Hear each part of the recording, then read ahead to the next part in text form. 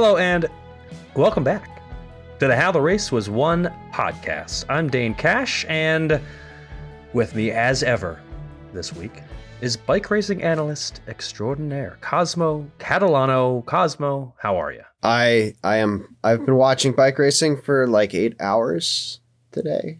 So there was obviously classics racing, men's and women's. I guess there was also some mountain bike racing too, yeah? There's some mountain bike racing. Yeah, it was a lot.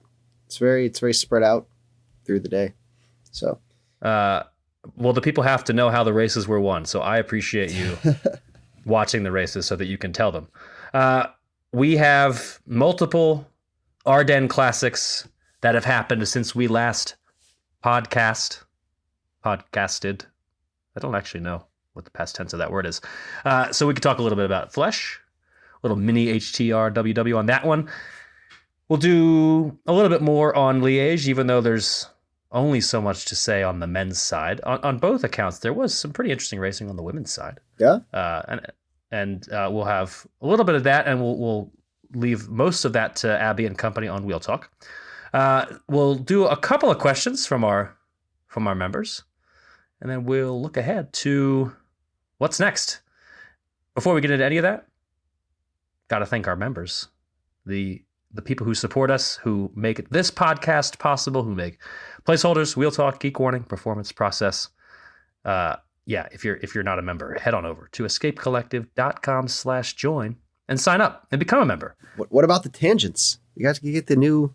We have the new Tangents show. We have more shows than I say every time I do this plug. We have Overnight Success, Wade's show. Yeah, we have a couple of other pods. If you're into tangents, if you're into industry news, if you want to know how to get faster, if you like hearing Cosmo and I talk, just sign up. That's all you got to do. All right, on with the show. Let's talk first. Let's do this in chronological order. Let's build to the Ardennes climax and actually the capstone of the classics, the spring classics in general, which was Liège. So let's talk Flèche first. The Flèche Wallonne, which on Wednesday saw,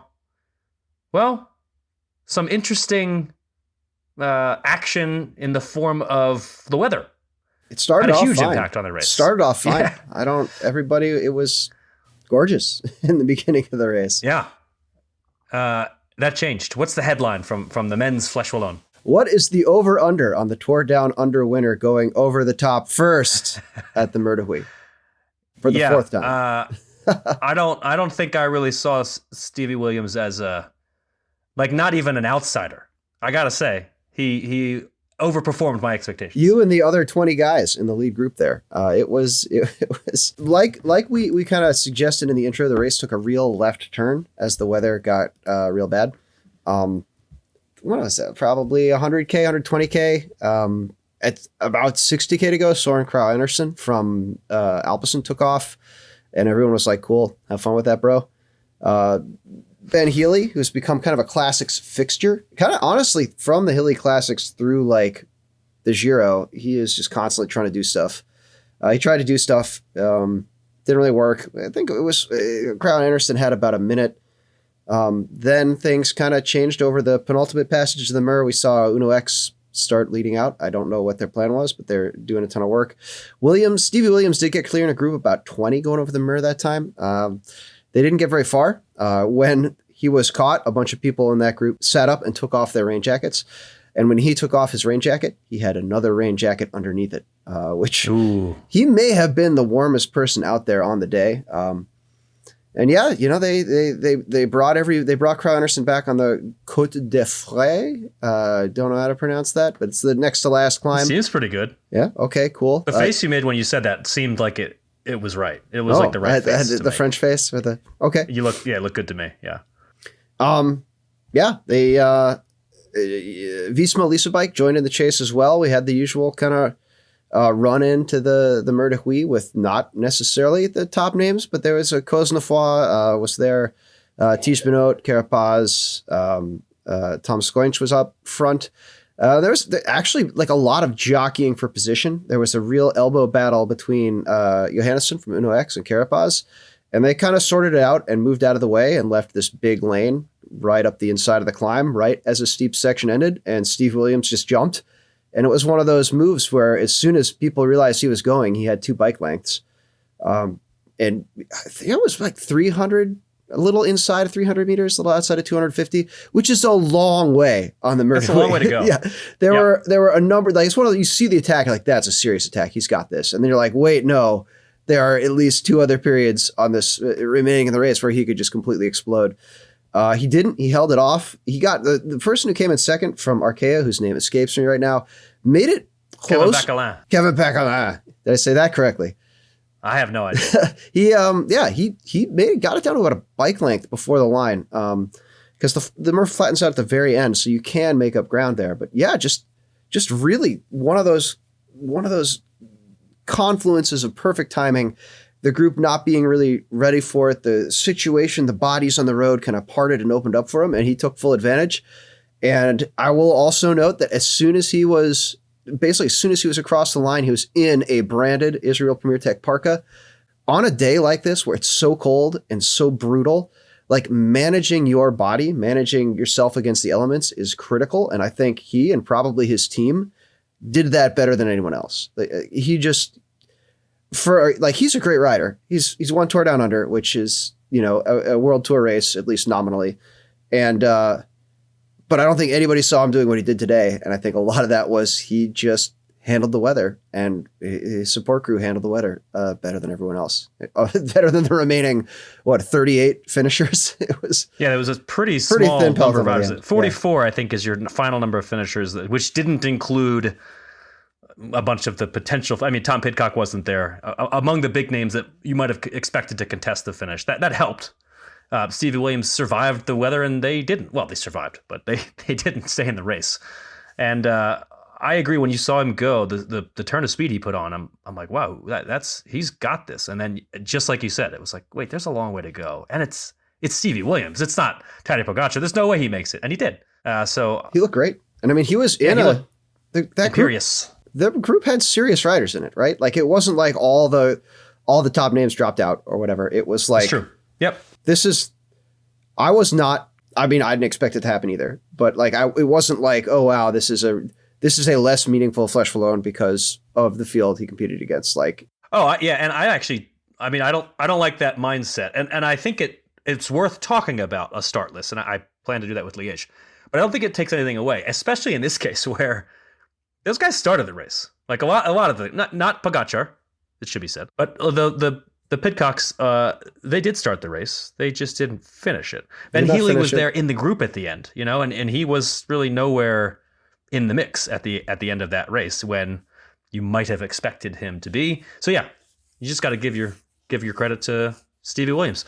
Like we said, we're just going to do a mini for Flèche because that was already 5 days ago by the time you're listening. But real quick, women's side, what's the headline? Cassia Niewiadoma reminds us why she's at the top of every conversation. Wins a race. I mean, that. Well, so this just wins the race. It wasn't like she did something super powerful and then was caught because she just goes off of flow. Like she raced really well and was stronger than everyone else at the moment when it mattered the most and won the bike race. And I think a lot of the time, she's always in the conversation, but you kind of wonder why, looking at her relative lack of W's.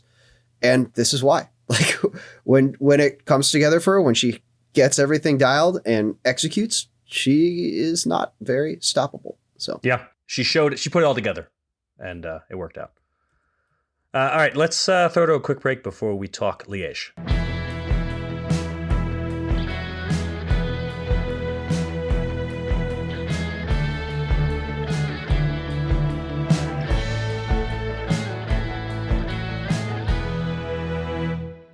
All right, Liège-Bastogne-Liège. That was the race that happened today as we're recording on Sunday. It's the 4th monument classic of the season, and it's the last of the big spring classics because after this we're heading into a much more stage racing focused part of the season. Grand Tour season, although we start off with 6-day race in Switzerland season, which I love. We'll get to that in a bit, but first let's talk Liège and how the race was won by a person that I think was pretty widely expected to win the race. What's the headline from the men's Liège-Bastogne-Liège? ASO sues Mathieu van der Poel for appearance fee. No, That's great. Okay. You like that? I like that. I wonder. one. Sometimes I wonder if these will get us in trouble. No, yeah. Maybe you, not me. This was. I feel like I'm like Obi-Wan Kenobi screaming across the lava at Anakin that he's supposed to be the chosen one when I say that this was supposed to be the matchup that was going to redeem spring racing on the men's side, because you had your Tadej Pogačar, you had your Mathieu van der Poel. They had talked to each other on Twitter about how impressed they were with each other's ability to kind of like make these blow the world away attacks in the spring classics. And it seems like only one of them showed up to the bike race today, and that would be Tadej Pogačar. And you say that, and I think looking at the results sheet, you might not get that. So because of who did finish on the podium. So why don't you tell the people if you don't see the time gaps, perhaps. How was the race won? UAE Emirates Team UAE Emirates, I believe, is their official title. UAE Team Emirates. Team there Emirates. We go. Yeah. There we go. Did a lot of work chasing, setting pace, kind of dictating terms, as was expected. There was a little bit of drama with a crash around 80, 90K to go that Van der Poel was stuck behind, and Pidcock had a mechanical ended up stuck in it. There were maybe some team cars that kind of made it come back together after Pidcock and Mauri van Severen put in a lot of work to try and bridge back up. The group was together coming into La Redoute. A bunch of other teams did the thing where they swamp around UAE. UAE sent Domen Novak back to the front. He rode really hard. He was tired and looked back, and Pogačar was like, cool, and attacked. I think Richard Carapaz tried to keep up. I think it may have been a teamwork play, trying to get some more people to sort of suicidally follow this Pogačar pace to soften things up for Ben Healy. Ben Healy did a lot of work to try and establish a second group behind Pogačar, because I think everybody more or less knew that when he was gone, he was gone. Didn't work out the way Healy would have liked. Romain Bardet rode really smart, put in a really good attack on Roche-à-Faucon, and not like the opposite of a Pogačar attack. It wasn't like he big explosive attack and he was gone. It was like got a little bit of gap, kept grinding until the gap was big enough that nobody could easily cross it, and then held it on, kind of going into the finish. It was actually interesting to watch. Pogačar rode in. He was a little solemn. I think he was a bit emotional about this race because I think his Urška Ziegart, his partner's mother, had died 2 Lièges ago, and then he broke his hand last year. He missed the race that year Yep. So he was, normally he'll like do a thumbs up and mug for the camera, and he was pretty straight faced, pointed at the sky when he crossed the line. And Bardet in second, like 2 minutes down in second, was like thumbs up, smiling, really happy with his performance. Behind both of those guys who were long gone was like 6K to go. Mathieu van der Poel started doing work, kind of making sure, pulling groups back together. We had a big group of 40-ish at the end.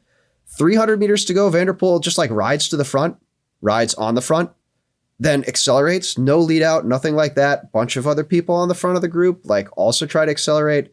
And he just storms in for third, basically coasting as he crosses the line. Like his last 2 pedal strokes were pretty, I don't think they were adding a ton to his momentum.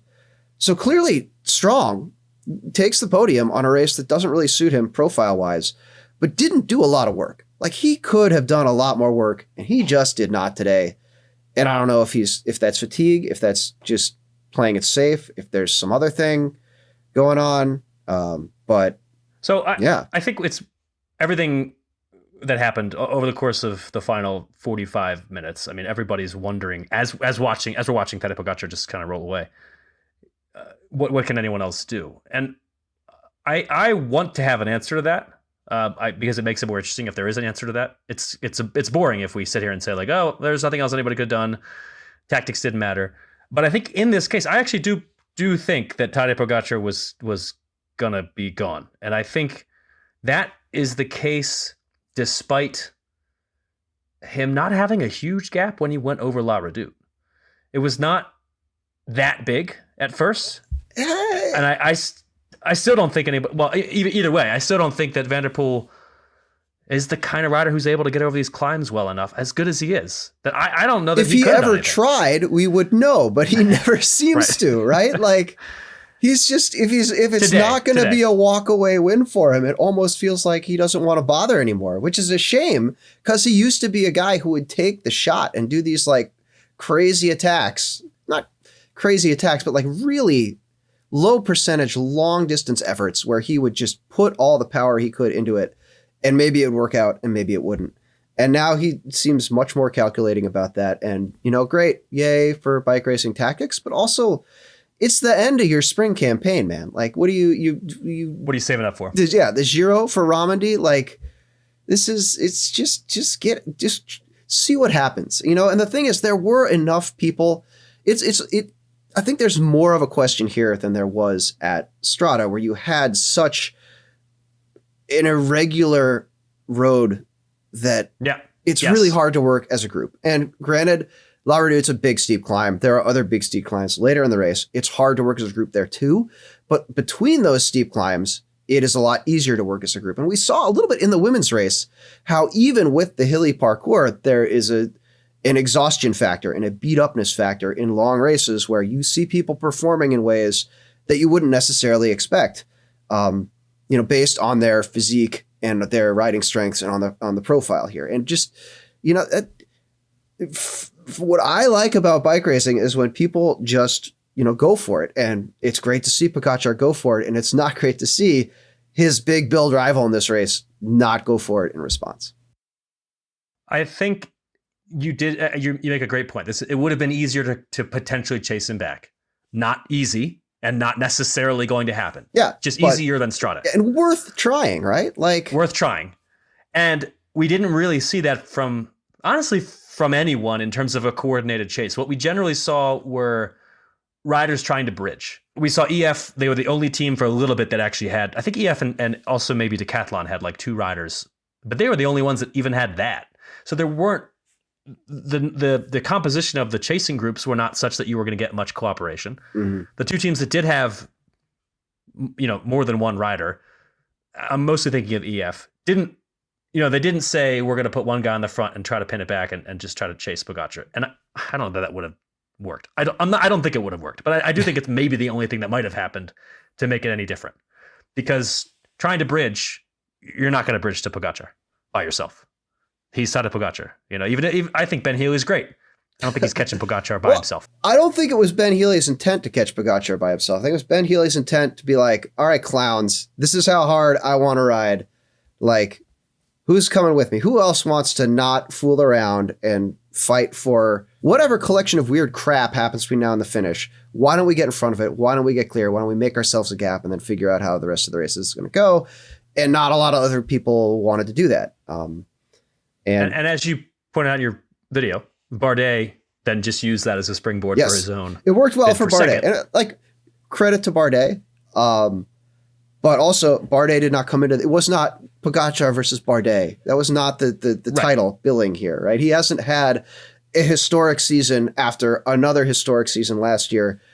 There's one name that should be, carrying the banner here, and he did not carry the banner. And I feel almost like kind of bad that he was able to be like, well, at least I got a podium. I mean, maybe he wasn't like that. Maybe he was upset. I don't know. I get it. But he could say that in defense to somebody criticizing his relative lack of effort today.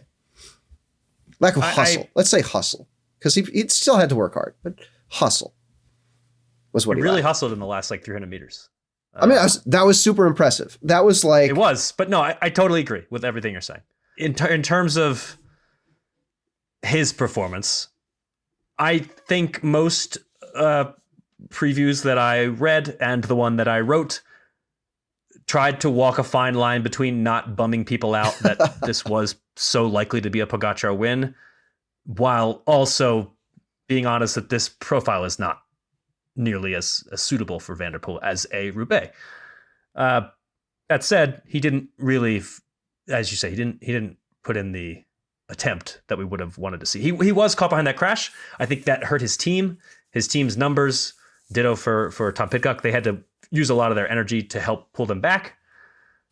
But I'm mostly looking for excuses right now, and this is just to set up me saying that I think he's like he's the paragon of being overheralded at this race. So he is clearly overheralded for Liège.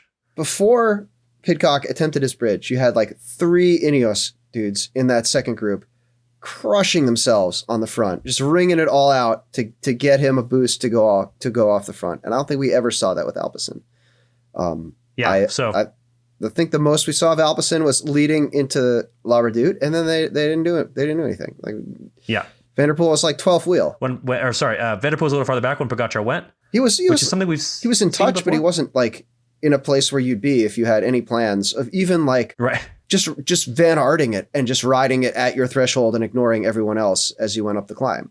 Like, Van Aert is not a guy who looks like someone who can win Alpe d'Huez, but watts per kilo at threshold is watts per kilo at threshold. And if you just do that and kind of let the race happen around you, probably going to see good things happen with the engine like Van Aert and like Van der Poel has, and just didn't want to do it. So I think, like I said, a lot of people were wondering what else could anyone have done. And I think it's worth pointing out, and I want to rephrase what I said earlier. This does not take away from Pogacar's win. He won the race. He was the guy that went to the race and won it. To me, the most likely reason that this doesn't happen, and the reason I don't despair. I mean, if you look at probably the 5 biggest races we've seen so far this year, all but Sanremo have been kind of the same lack of jeopardy in the last 30 minutes. Mm-hmm. Strade was the only one that had, intrigue going into the very end of the race. And the reason that I don't really despair about men's classics racing right now is that I think you really have to look at the start lists and take into account that there are missing names that could have changed this. I'm not saying that I would expect Evenepoel or Roglic to win this race, but they have in the past, and I think if both of them are there, it's a different race. Oh, really? I still think Pogacar's the favorite. Did Roglic ever win without Alaphilippe? Alaphilippe got himself relegated that year. No, I know. I remind you. Fantastically. So it wasn't just his silly celebration. Second of all, it doesn't even matter if he were just a runner-up. I think his presence changes the race. If you're looking for how is the race different. I agree. I just wanted, when you said he's won it before, and I'm like, has he ever been the first one to cross the line? Can't take that away from him. But yeah, I think the presence of those guys changes the race so that it's not this 40 minutes of boredom at the very end. Again, I still think Pogacar is the favorite if you have all those guys there. But it's the same with Strade. We had a number of big names missing from that race. We had Wout van Aert missing from both Flanders and Roubaix. So if you're looking at these races that you see these attacks that happened so far from the finish, nothing happens for the rest of the half an hour, at least at the very front. I think next year we just hope that these guys don't crash out or that they decide not to skip these races, which is what some of them did in this case. That's the hope. We'll see. And I do think it needs to be pointed out. But again, I don't think I take away from Pogacar's win. He's the one that went there and he won it. Last note on men's Liège, unheralded rider for me, and someone who I have to give credit to Ronan for making a point that made me, go look into this. Okay. Aurélien Paré-Pont of Decathlon. I apologize in advance. Well, not in advance. I already said your name. There's no way I said it right. I did my best. Ronan pointed out that Romain Bardet had just come from the Tour of the Alps, and to then go to second at Liège is quite an impressive ride. Bardet was 5th at the Tour of the Alps. Aurélien Paré-Pont won a stage. He won the last stage at the Tour of the Alps. And then, however he got there, planes, trains, automobiles, went and finished 5th at Liège. First ever top 10 in a monument. We didn't talk about it much until he won that Giro stage last year. Yeah. So looking back for the last year, it's been a heck of a year for him. And I did mention that there was some firepower for Decathlon in this race. And yeah, 5th, pretty far behind Pogacar, might not seem like much.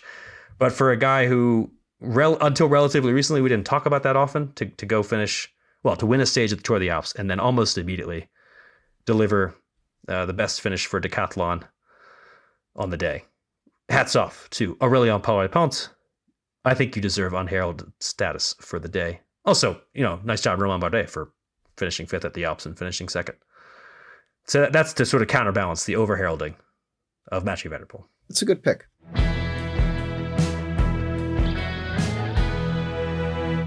Let's talk a little bit about the women's race, and then you can head over to Wheel Talk for more. What's the headline from the women's side? Bike racing can actually be interesting. We promise. It was everything the men's race wasn't, right? Like you had a lot of, the men's race was like the bad kind of boring. The women's race, you were always kind of waiting. I shouldn't say always. Early in the women's race, you were really waiting for the fireworks to go off, and someone basically just dropped a match into the box of fireworks, and you ended up with two groups of three that kind of came together for a 6-person finale. You had people making mistakes all over the place, recovering, getting back in. It was just like all the intangibles, all the weird stuff happened.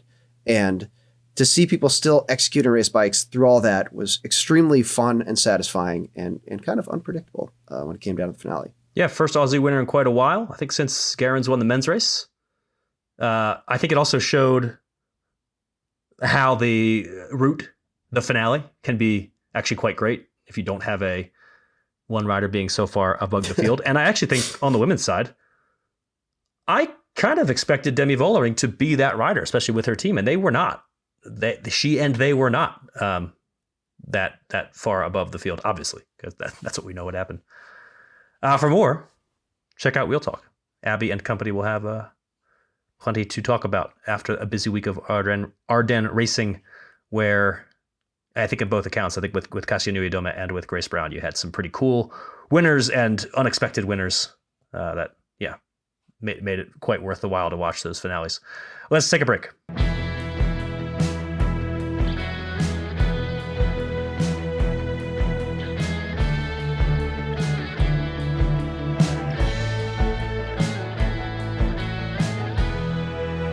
All right, we got some odds and ends and some questions from our members in our Discord channel, in the Discord, as we like to call it, despite Discord.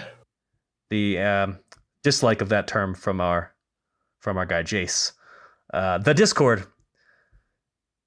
A couple of the questions in the Discord that I asked after the race today, and anybody got any burning questions? And a couple of them I think are great questions for placeholders. They're broader topics that I think.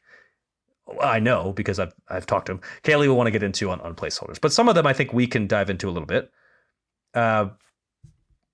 First of all, who's your biggest breakthrough of the spring? Anybody that really stepped up to you?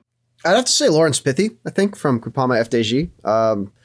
Not only has he was in the mix at Tour Down Under, which is something that gets overlooked, but he's just been there constantly, and not in a way that is like, oh, there he is on the results sheet, but in a way that is like, there he is chasing a move he has no business chasing because he's there and the team is letting him do it. And, he's probably going to explode, but he's going to explode into 7th instead of finishing, comfortably and confidently in 24th.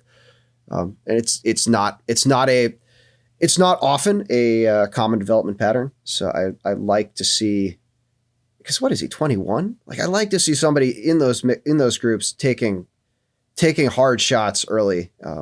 Maybe I am projecting my own skepticism of the U23 category. But yeah, I think he's on the men's side certainly the for me the strongest story. I think that's a great selection. I should also give credit to Martin, who asked us this question.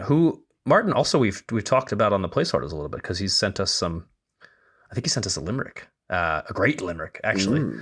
Martin, I'm going to say to your question, Maxime Van Hils, who had a heck of a spring across a variety of races. Well, climber-friendlier races. His spring was focused on the climbery classics. He didn't do any of the big cobbled races, but he was 3rd at Strade, 7th at Sanremo, 3rd at Flèche, and 4th at Liège, among other things. 2nd at that GP Miguel Indurain. I think he showed that he has the punch to stick with some big names. And I think if he has a little bit of luck, he might be able to turn that into a big win. I don't know that he quite has the strength to, win a Strade or a Liège ahead of Tadej Pogacar, but sometimes those guys crash. And I think Maxime Van Hils has shown that he could be there to to be the one to kind of take advantage and get a big win. Given how well he has ridden so far this year, he hit a dude at a race last year. That's not great. Hopefully he learned from that and his suspension. But yeah, 24-year-old for Lotto Destiny, and it's a team that really needed him to step up. The fact that they had a rider on the podium at Strade and Flèche, who was also top 10 at San Remo and Liège, is probably kind of what they expected going into the year. They still got those big results, and it was Maxime Van Hils, who I think has shown us enough to be kind of in that conversation moving forward in this kind of race, the hillier kinds of races. So hopefully he'll do more of those this year. There's still a few out there. There's always San Sebastian. Yeah, Maxime Van Hils. Well done. And thanks for the question, Martin. One other one that we can cover a little bit on this show. And again, placeholders style questions, but I love this one too much. So I'm gonna do it. Is Tadej Pogačar an Avenger, or is he Thanos? That's a question from Toops in our Discord. I think he is an Avenger. I think he does not have the. He smiles too much to be Thanos. Thanos does not. He's just a grim dude, you know. And Pogačar is too playful. He's more. Loki is what I think of when I think of Tadej Pogačar, and I think that means he can't be Thanos. Yeah, I don't think there's a Deadpool Avengers crossover, is there? But I definitely get that kind of oddball, preternaturally powerful sort of dude vibe from Pogačar. I don't know. It's been a while, I feel like, since we've had a real Thanos in the cycling world. Yeah, I kind of agree with that. I think there are those who would put that on Jonas Vingegaard, and I don't think that's fair. But I think there are those who would say that.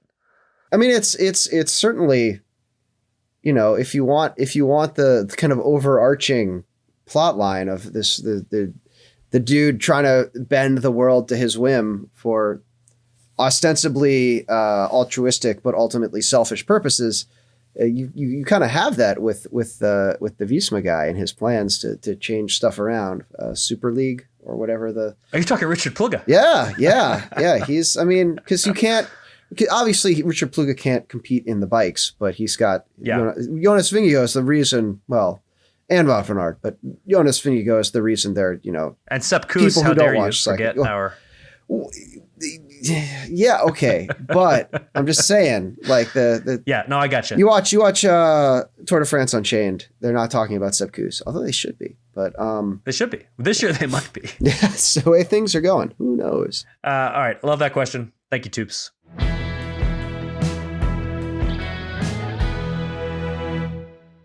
Let's talk about what's coming up. We are shifting gears, pun intended. Grand Tours are coming, but first, the Tour de Romandie, which is a great race for those who like Grand Tour style racing because across just 6 stages, they have managed to fit in 2 time trials. One of which is gloriously a 2.3 kilometer prologue, which I am so excited about because you are actually excited. We should point out. I am so excited. This is not irony. Yes. It's just an opportunity for a skill set that we get to see pretty rarely. Like pure sprinters can win this time trial, and I love that. You don't get to see that very often. You don't really see very, very short prologues very frequently anymore. It's just not something that you get a lot of. You used to see it a lot more. And I love that the Romandie organizers have done this. A pan-flat course of 2.3K. Yeah, Tour de Romandie, it'll kick off on Tuesday of this week. The start list is extremely UAE heavy. How is that possible? Tadej Pogačar not there. It's sort of the Tadej Pogačar's lieutenant show. I think you gotta think that one of Juan Ayuso, Brandon McNulty, or Adam Yates is gonna do something in this race. That's quite a list of heavy hitters that they have. And I also would think that if I'm one of those guys, I'm pretty motivated to take every chance I have to win a race when Tadej Pogačar is not around, to stake my claim as the next guy on that team. A couple of other big names. It's not just UAE. Egan Bernal had a great showing. He's had several great showings actually over the past few weeks.